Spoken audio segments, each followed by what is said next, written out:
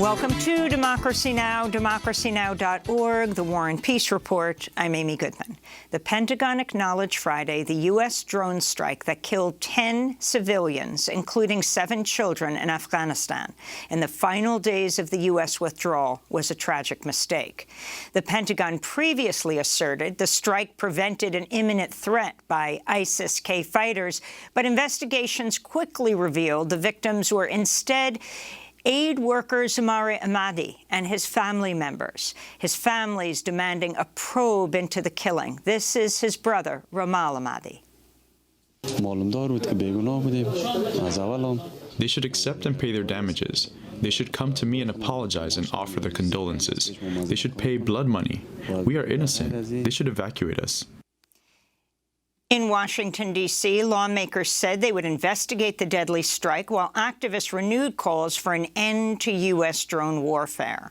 In other news from Afghanistan, most secondary classes resumed without female students, as their fate remains unclear under the new Taliban leadership, who only explicitly ordered male students to return to the classroom. Some boys refused to attend class until all students were allowed to return. Meanwhile, the new Taliban mayor of Kabul told female municipal workers not to come to work. On Sunday, women activists rallied in front of the building which used to house the Ministry of Women's Affairs in Kabul, an agency the Taliban has done away with. You cannot suppress the voice of Afghan women by keeping girls at home and restricting them, as well as by not allowing them to go to school. You cannot suppress the voice of Afghanistan's women by turning the Ministry of Women into a ministry of the promotion of virtue and prevention of vice. You cannot suppress Afghanistan's women. Meanwhile, Al Jazeera reports at least 7 people were killed after a series of blasts in Kabul and the eastern city of Jalalabad Saturday. ISIS-K claimed responsibility for the attacks. The Biden administration sent 3 deportation flights to Haiti Sunday as part of its efforts to speed up the mass expulsion of over 14,000 Haitian asylum seekers who've been staying in a makeshift camp under a bridge in Del Rio, Texas, for days. The flights each carried at least 145 asylum seekers. More flights are expected to depart in the coming days. Haitian officials have urged the U.S. to stop the deportations, warning they don't have the resources to assist the incoming asylum seekers as Haiti is still reeling from last month's catastrophic earthquake. Immigrant justice advocates blasted the Biden administration for launching what could be one of the most abrupt and largest mass deportations of asylum seekers or migrants in decades. This is a Haitian asylum seeker in Del Rio. I don't want to be deported. If I'm deported now, I'll die in Haiti. Why? Because there's no security in Haiti. They are bandits. There's a civil war every day. Civil war with the police, with bandits, police civil war. Very complicated because there's no leadership in Haiti. There's nothing. Rights groups are also denouncing the U.S. government's ongoing attempts to block Haitian asylum seekers from applying for refuge, which is a violation of international law. We'll go to Del Rio, Texas, after headlines. In another blow for immigrant rights, the Senate parliamentarian ruled Sunday Democrats cannot create a pathway to citizenship for millions of people as part of their $3.5 trillion spending bill. Democrats were hoping to pass the measure, which could grant citizenship to immigrants with temporary protected status, or TPS, essential workers, farm workers, and those brought to the U.S. as children, by passing the package through reconciliation without Republican support. Democrats say they'll keep fighting for comprehensive immigration reform. Advisors to the Food and Drug Administration recommended booster shots of the Pfizer COVID-19 vaccine for people 65 and older and those who are at high risk of developing severe infections. The recommendation is far more limited than President Biden's previously announced plan to offer boosters to anyone who'd already received 2 shots. Meanwhile, Pfizer announced their COVID vaccine is safe for children age 5 to 11 and generates a strong immune response. Pfizer hopes to receive emergency use authorization soon. In California, fire crews are battling a large wildfire in the Sierra Nevada mountains that's threatening Sequoia National Park, home to the world's most massive trees.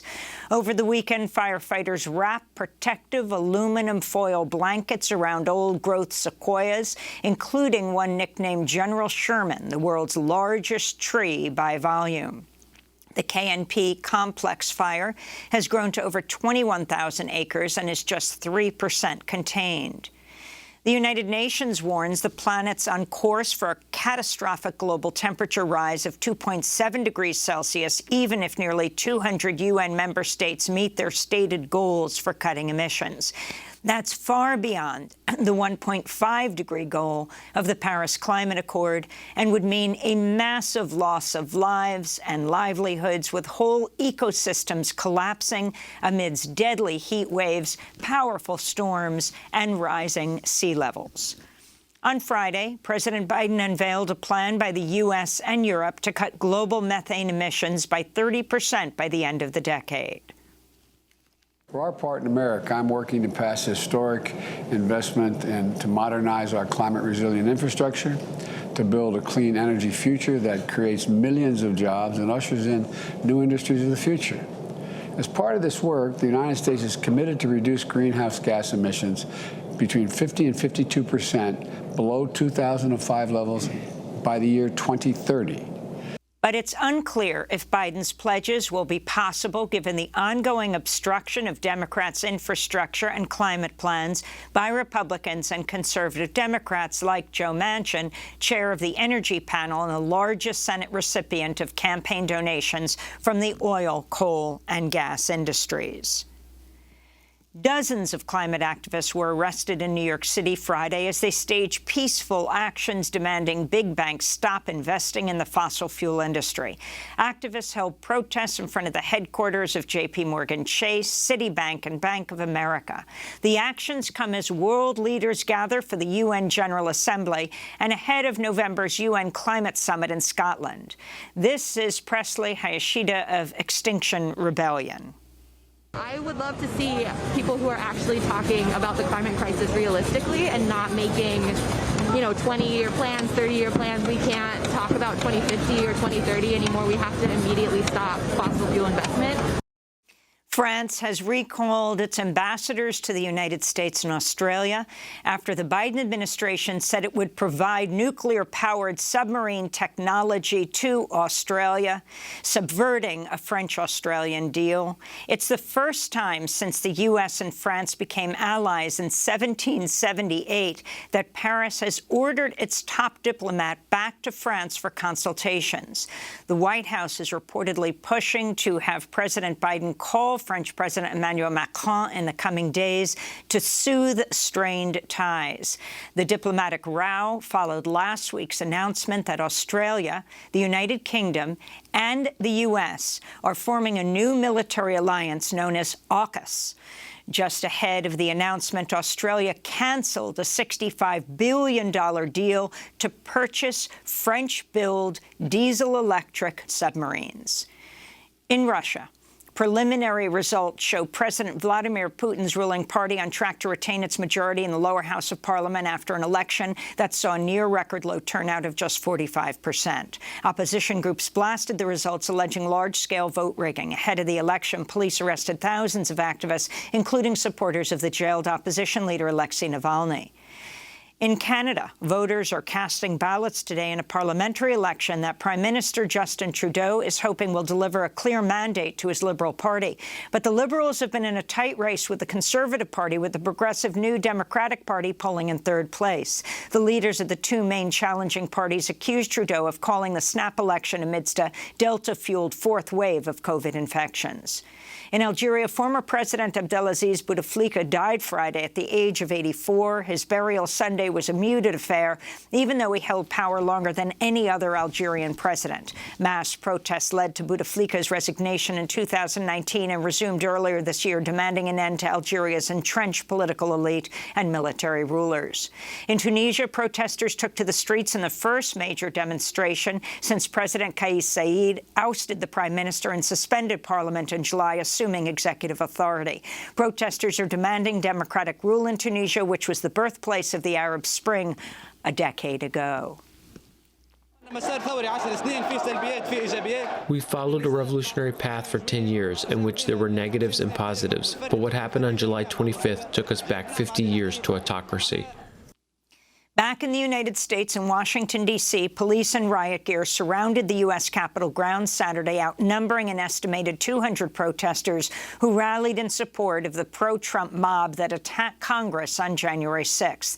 The so-called Justice for J6 rally failed to draw the large crowds organizers had hoped for. Ahead of the event, crews reinstalled a high metal fence around the Capitol. In labor news, Nabisco workers in 5 states have ended a weeks-long strike after union members overwhelmingly approved a new contract that includes a 60-cent-an-hour annual wage increase for the next 4 years, a $5,000 bonus for all employees, and blocks proposed cuts to workers' health care. Nabisco workers say they've been forced to work grueling 12 to 16-hour shifts during the pandemic, often including on weekends. And in New York, Governor Kathy Hochul signed the Less is More Act Friday, which ends jail time for most nonviolent parole violations, including technical violations and marijuana use. Hochul said nearly 200 people will be released from city jails under the new policy, which comes amidst mounting outrage over the crisis at Rikers. And those are some of the headlines. This is Democracy Now!, democracynow.org, the War and Peace Report. I'm Amy Goodman in New York, joined by Democracy Now! Co-host Juan Gonzalez in New Brunswick, New Jersey. Hi, Juan. Hi, Amy, and welcome to all of our listeners and viewers across the country and around the world.